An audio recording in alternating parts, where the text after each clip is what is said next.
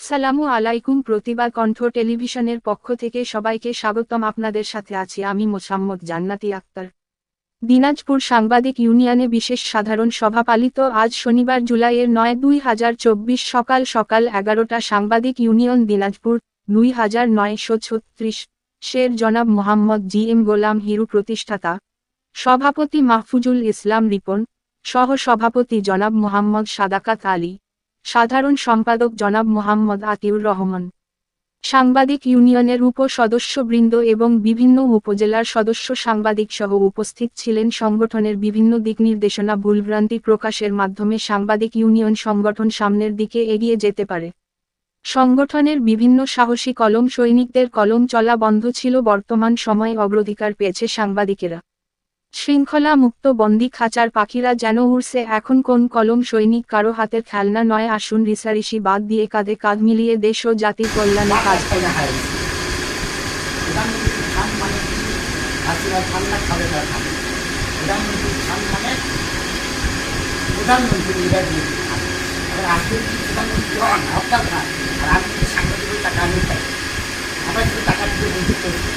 তাদের ত্রাণ বিভিন্ন জায়গা থেকে আমাদের অনুদান দেওয়া জেলা পরিষদ, আমরা সেগুলো ওরা একলাই থাকি।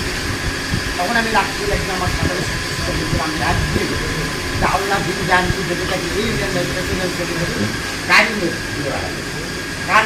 বুঝলাম বেগম জিয়া মঞ্চে শত শত সাংবাদিকের সামনে আমাকে দেখাই দিয়ে বলছিল যে কোনোদিন যদি আবাসিক হয়, আবাসিক পড়তে হয়, সবার আগে আমার নাম ধরে বলি দিয়ে মিলিয়ে রাখাই হতো।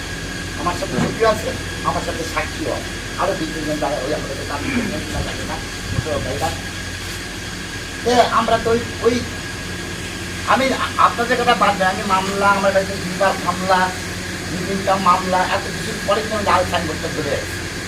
আর যারা বিপদে ছিলেন, মোর্শেদ আসেনি, মোর্শেদ স্কুলের অনেকে, তাদের আবার আমি পুনর্বাদ এখন এই নেতা গাল করাবো।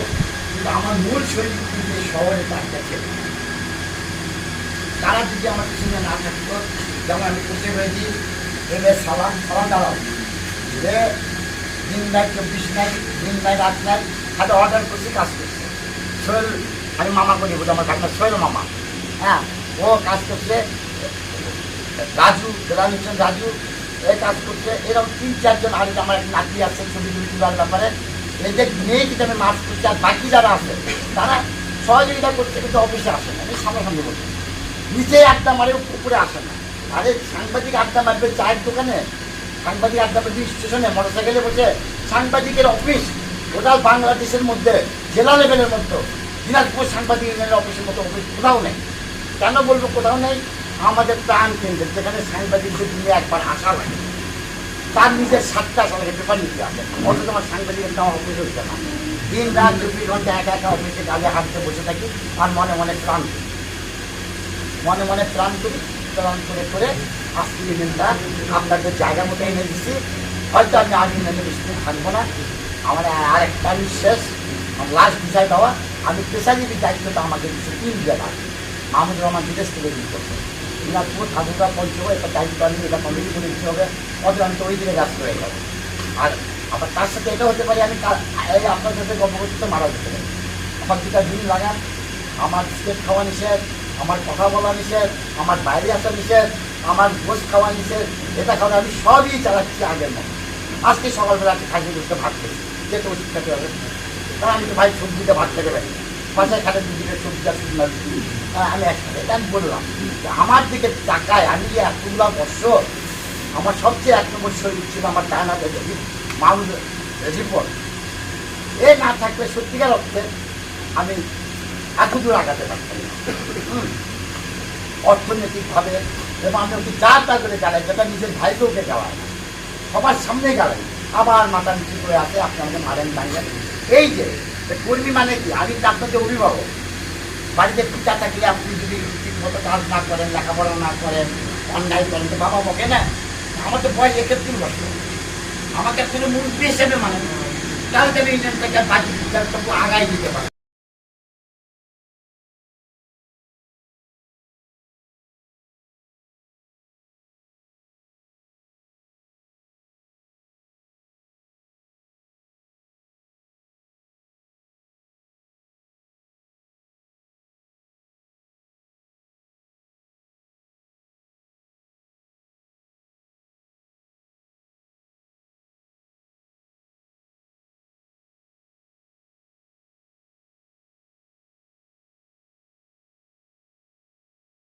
যারা ওখানকার প্রকৃত সাংবাদিক প্রকৃত তারা তাদেরকে পুলিশের দিয়ে তারা নিজেরা গাড়ি করবে।